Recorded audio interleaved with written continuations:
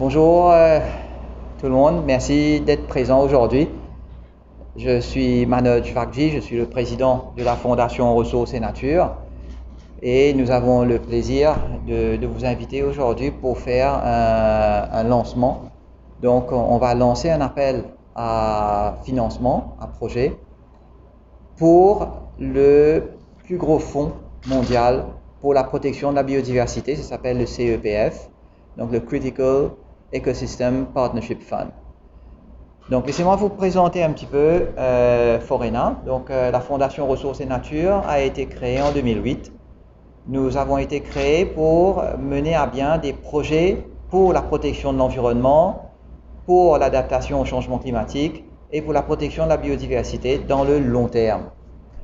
Quelques-uns de nos projets, en fait, si vous allez à la citadelle, vous verrez qu'il y a de la reforestation. On est en train de refaire complètement les pentes de la citadelle.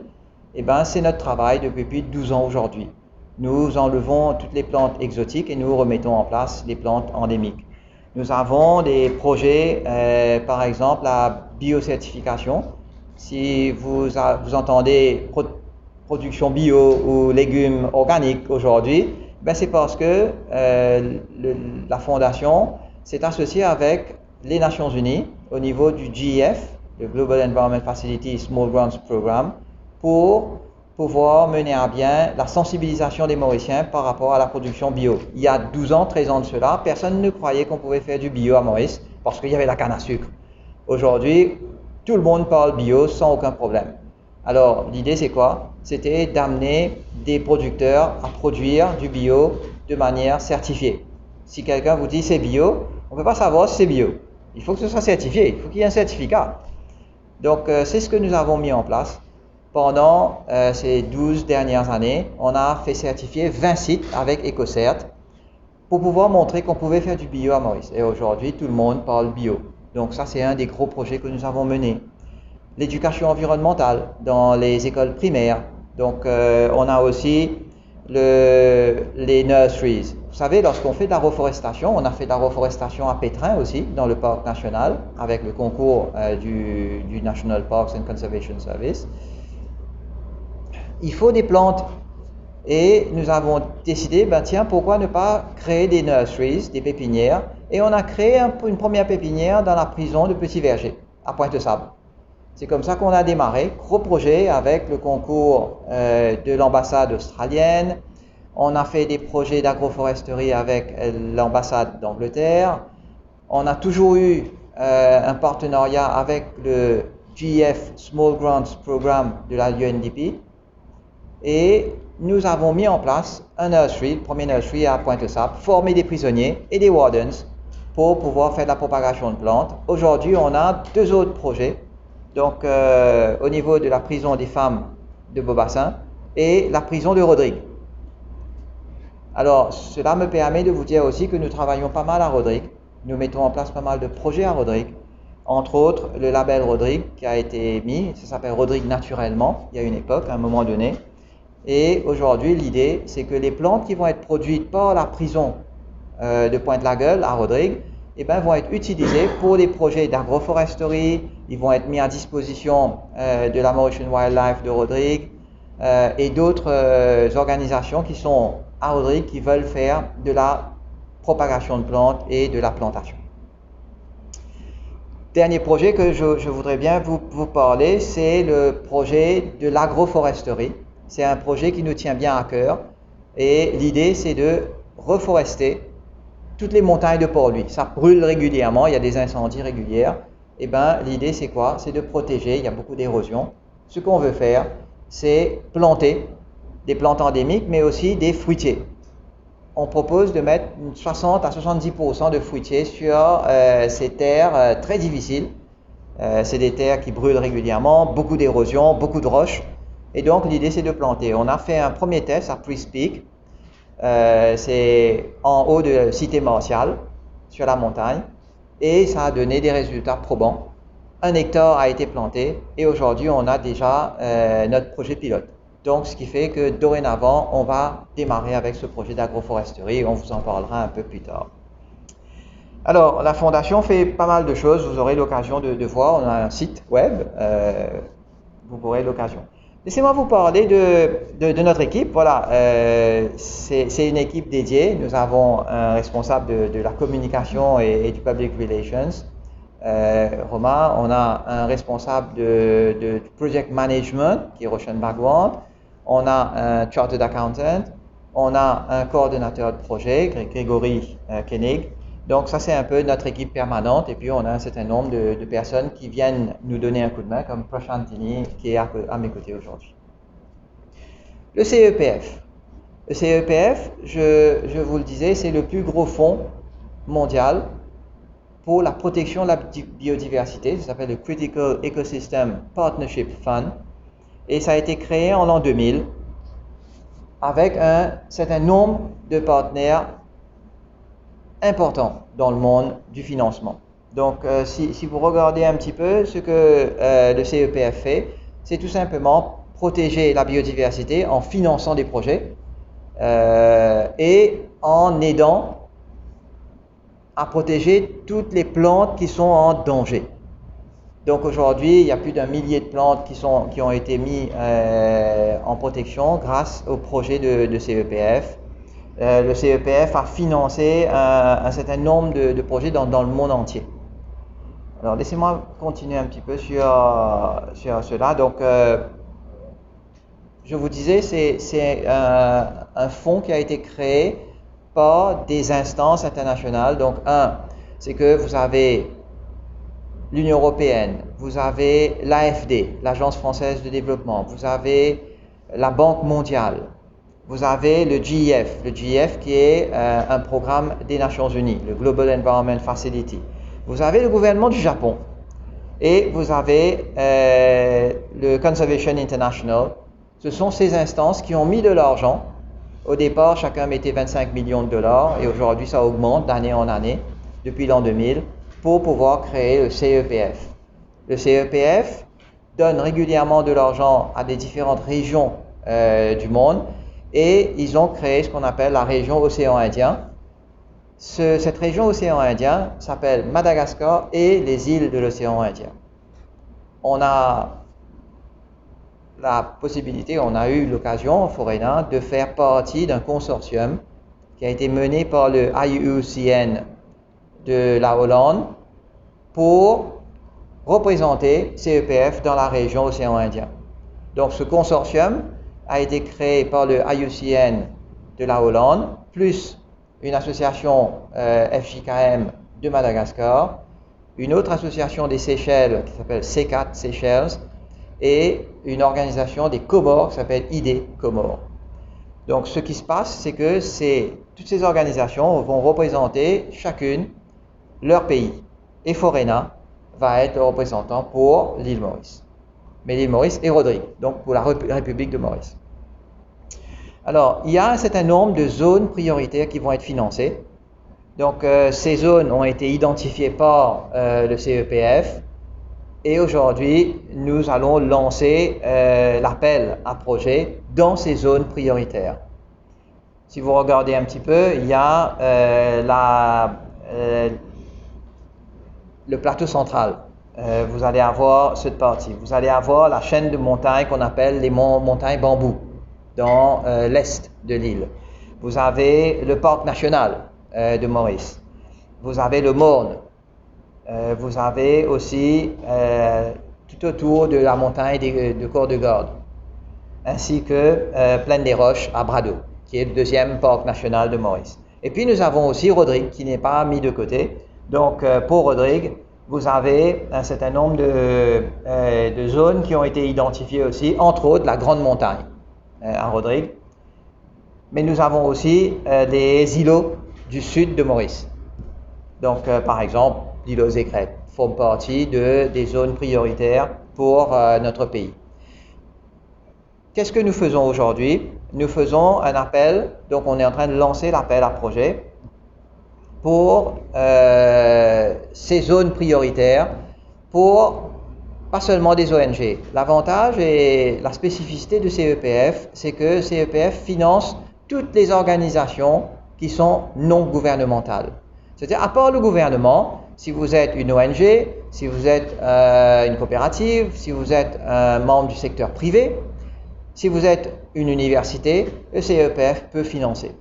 Et ça, c'est une grande spécificité du CEPF, c'est que nous finançons toutes les instances qui sont non gouvernementales. La seule instance que nous ne pouvons pas financer, c'est le gouvernement. Et bien sûr, les organisations para-étatiques, les entreprises qui sont avec une majorité d'actionnariat gouvernemental, etc. Mais tout le reste, nous pouvons financer. Alors cet appel à projet est fait là pour deux types de projets. Donc on a des projets qui sont inférieurs à 50 000 $ et des projets qui sont supérieurs à 50 000 $. Ce qu'on appelle les small grants, à moins de 50 000 $, et les large grants, qui sont above, au-delà de 50 000 $. Ça peut être 100, 150, 200, 250 000 $ pour un projet. C'est ce que nous faisons comme lancement. Alors le CEPF va financer des projets à Maurice et la région océan Indien, avec Madagascar, pour les 5 ans à venir. Et pour ces 5 ans à venir, il y a un fonds qui a été mis à disposition. Ce fonds se monte autour de 18 millions d'euros. 18 millions d'euros pour les 5 ans à venir, pour tous les projets qui vont aider à protéger la biodiversité, mais qui peuvent aussi permettre d'adapter au changement climatique. Maurice, nous estimons que nous aurons à peu près dans les 2 millions d'euros à disposition pour pouvoir faire des projets. Ce projet, cet appel à projet est en train de se faire à travers les médias sociaux. Donc, vous avez sur les sites web de toutes ces organisations, donc Forena, si vous allez sur forena.mu, vous aurez une page qui vous donne accès au lien qui vous permet de répondre à l'appel. Vous pouvez aussi aller sur le site de CEPF pour pouvoir avoir accès à ce lien. Donc, nous avons mis ces liens à votre disposition et vous avez une adresse email sur laquelle toutes les organisations qui ont des questions, qui veulent poser des questions, qui ont des commentaires à faire, ils peuvent le faire sur cette adresse email. Cette adresse email sera une adresse commune et dédiée pour l'appel à projet de cette année-ci. Il faut savoir que cet appel va se faire de 2022 jusqu'à 2027. Nous avons aussi la possibilité de vous donner de l'information par rapport à cet appel à projet un petit peu plus sur un webinaire. Un webinaire qui va se faire le 25. Donc ce vendredi 25 novembre, dans toutes les îles de l'océan Indien. Pour Maurice, il y aura 2 webinaires, un en français, un en anglais. Celui en français sera à midi, à l'heure mauricienne, et celui de 15 heures sera en anglais. Donc comme ça, on couvre les 2 populations, les 2 langues les plus parlées, et qui vont pouvoir donner des explications sur qu'est-ce que c'est que ce projet, qu'est-ce que c'est que les CEPF, qui sont les organisations éligibles, quels sont les projets éligibles, et toutes les questions que vous pouvez avoir par rapport à cet appel à projet. Voilà ce que je voulais vous dire aujourd'hui. Je vous remercie pour votre attention et je suis prêt à prendre des questions si vous en avez. Merci.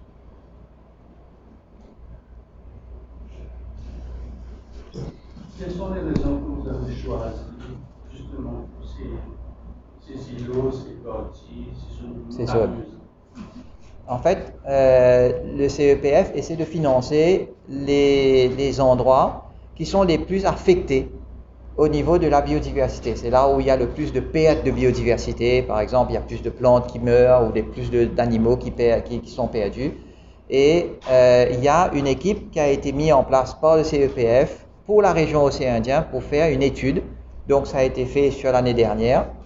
Et c'est cette équipe qui a identifié les zones les plus en danger pour Maurice. C'est pareil pour Madagascar, pour les Seychelles, pour les Comores, etc. Vous pouvez voir voilà, au niveau de la zone qui a été identifiée. Ces zones ont été identifiées parce que ce qu'on appelle des zones prioritaires. C'est là où il faut faire vraiment des actions en urgence pour ne pas avoir plus de dégradation. Mais dans les zones que vous allez replanter, c'est zéro construction ou zéro reconstruction? vous avez un accord avec les autorités locales pour empêcher les... Alors, ces zones... Pour le Dodge, je vois que les habitations s'approchent de plus en plus de la montagne. Alors, ces zones ont été identifiées en accord avec les autorités du gouvernement, forcément. Ça tombe dans la stratégie du gouvernement aujourd'hui pour protéger la biodiversité. Cela ne veut pas dire que dans ces régions, il n'y aura pas de développement économique. Ce que ça veut dire, c'est que dans ces régions-là, il y aura plus de projets de protection. Maintenant, dans le parc national, il y a déjà des lois qui vous empêchent de faire des développements. Donc, la question ne se pose pas. Lorsqu'on parle de la chaîne des montagnes bambou, c'est pareil. C'est qu'il y a un certain nombre de lois, de réglementations et d'autorisations qu'il faut avoir pour pouvoir faire du développement dans ces zones-là. Donc, il y a déjà, ces zones sont déjà assez protégées. Maintenant, Maurice est petit. Et c'est pour cela qu'on a développé de manière assez globale, nationale, un peu partout. Aujourd'hui, l'idée c'est de protéger un petit peu. Comme vous savez, on a à peine 2% de notre forêt native qui est encore en état. 2% dans un pays comme la nôtre. Aujourd'hui, il faut reforester, il faut retravailler. Mais c'est un gros travail. C'est un très très gros travail. Ça demande beaucoup d'argent. Ça demande beaucoup de financement. On sait que la région du monde a beaucoup de dettes sur les hôtels. Vous allez accepter un projet maintenant de l'hôtel parce que parfois on entend beaucoup de fois dire oui, on est en train d'enquêter sur les écosystèmes, les swamps, tout ça.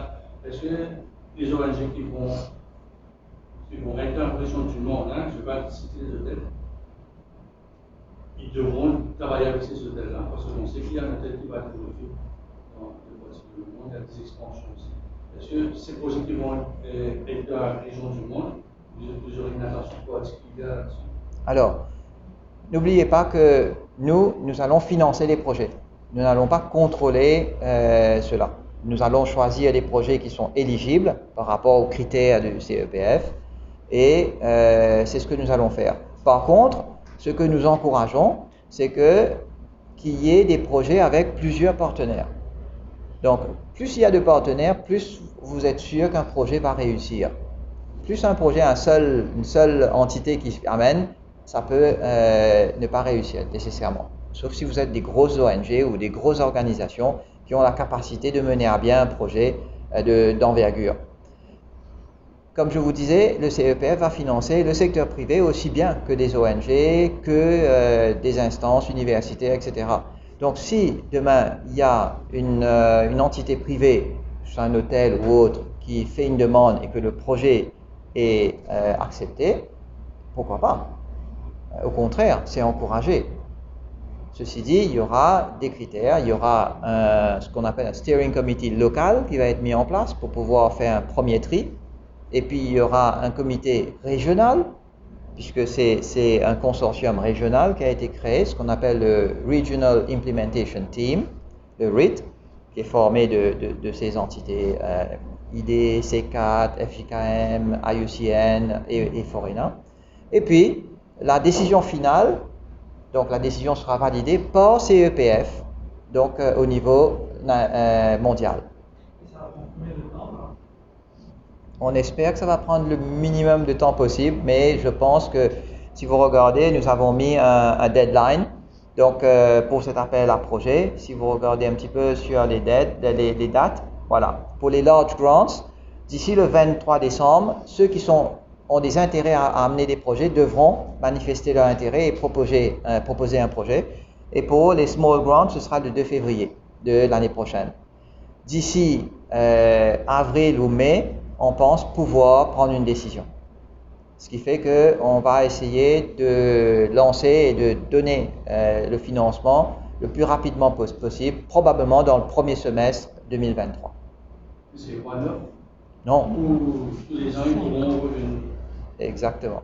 C'est-à-dire si quelqu'un prend 50 000 $ dans un small fund, c'est 10 000, 10 000, 10 000 pendant 5 ans? Non. Oui, il aura 50 000, 50 000, 50 000 pendant... En fait, alors, les projets peuvent être... Un projet peut être un projet à moins de 50 000 $. Quelqu'un vient avec 35 000 $ de projet. C'est un one-off. Il a son projet, il a son financement et il fait. Nous, on va suivre sur le temps que ça demande pour que le projet soit réussi. D'autres projets peuvent être sur 250 000 $, disons. C'est pareil, one-off. Ce qui va être différent, c'est que chaque année, on aura des appels à projets. Donc là, on fait un premier appel. L'année prochaine, en 2023, on fera un autre appel. En 2024, on fera d'autres appels encore. Donc chaque année, on va faire des appels. De manière à ce que 2022, 2023, 2024, on ait un maximum d'appels à projets et un maximum de projets seront financés pour qu'on puisse terminer la phase. Vous savez, les financements se font par phase pour tous les bailleurs de fonds. Et la phase pour CEPF, cette phase-ci, va démarrer là, cette année-ci, 2022, et terminera 2027. Donc en 2027, nous allons faire ce qu'on appelle un Lessons Learned workshop entre nous pour savoir est-ce que ça a réussi, ça n'a pas réussi, de manière à ce qu'on puisse avoir une autre phase de 5 ans à venir. Donc 2027 plus 5 ans encore, donc 2032. Et c'est ce que nous espérons pouvoir arriver à montrer. Qu'est-ce qu'on doit montrer? C'est que, on doit montrer au CEPF que Maurice a la capacité de faire des projets, que nous pouvons réussir des projets. Faire, c'est une chose. Réussir, c'est autre chose. Donner des résultats. Montrer qu'il y a un impact. Lorsque vous faites des projets de la protection de biodiversité, il faut montrer qu'il y a un impact derrière. Et un impact dans la biodiversité, ça prend des années. C'est pour ça que ce projet dure sur 5 ans. Au bout de 5 ans, on espère que ça va être montré. Par contre, ce qui va se passer, c'est 18 millions d'euros qui ont été mis à disposition pour les 5 ans à venir seront utilisés s'il y a des projets éligibles pendant ces 5 ans. Nous espérons pouvoir donner un maximum de ces fonds dans les 3 ans à venir pour qu'on puisse donner les derniers projets qui seront financés la possibilité de montrer leur impact dans les 2 ans à venir pour qu'on puisse clore cette phase en 2027. Quelles sont les compétences de ces ONG-là? Les gens ont aussi sur ONG qui sont dans ce domaine-là. Quelles sont les compétences que vous allez demander aux 50 000 plus de... La première chose, c'est que ces ONG doivent avoir pignon sur rue. Ça veut dire qu'ils doivent exister, ils doivent être enregistrés avec le Register of Associations. Si ce sont des ONG, ils doivent être enregistrés avec le Register of Associations. Bien sûr, s'ils sont enregistrés avec le NCIF, c'est un avantage. S'ils sont enregistrés avec le ministère de l'Environnement, c'est un autre avantage. S'ils sont enregistrés auprès du GF Small Grants Program, c'est un autre avantage. Donc, on va utiliser toutes ces instances qui existent à Maurice, qui ont déjà des bases de données sur les ONG, et ces ONG-là vont être éligibles. Première chose. La deuxième, c'est qu'ils doivent montrer qu'il y a des compétences à l'intérieur de l'ONG ou qui peuvent faire appel à des compétences, un savoir-faire, là où ils n'ont pas, ils peuvent faire appel. Et ça. Troisième, c'est qu'ils vont devoir être capables de nous montrer un petit peu de résultats. Maintenant, on ne veut pas encourager et toujours donner au même.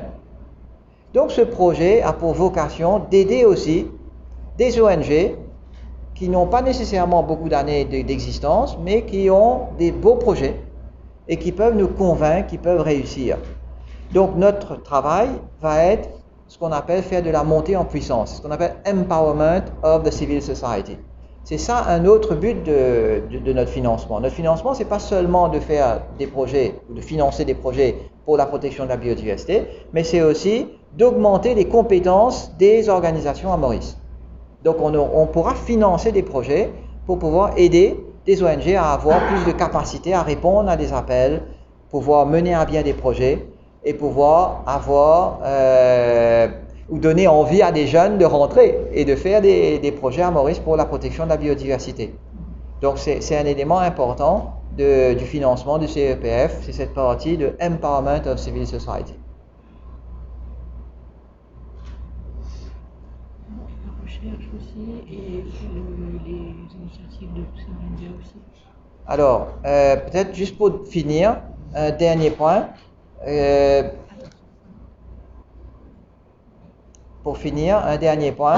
C'est que nous allons mettre aussi à disposition des fonds pour pouvoir faire de la recherche dans le domaine de la biodiversité, mais nous voulons aussi financer des projets qui vont être inter-îles.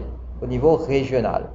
Donc, ce qui fait que Madagascar, Seychelles, Comores, Maurice, on va essayer de voir si on peut trouver des projets et des ONG ou d'autres organisations qui peuvent se mettre en partenariat pour pouvoir faire un ou plusieurs projets régionaux. Et ça, ce serait une chose intéressante à faire. Donc, je rappelle le profil de la série et aussi beaucoup.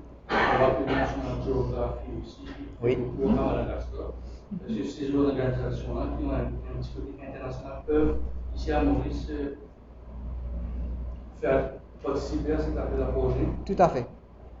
En fait, nous ne limitons pas à des ONG locales, bien qu'on nous encourageons les ONG locales, mais s'il y a une ONG qui est internationale, qui est implantée dans le pays, qui souhaite avoir un financement, pourquoi pas?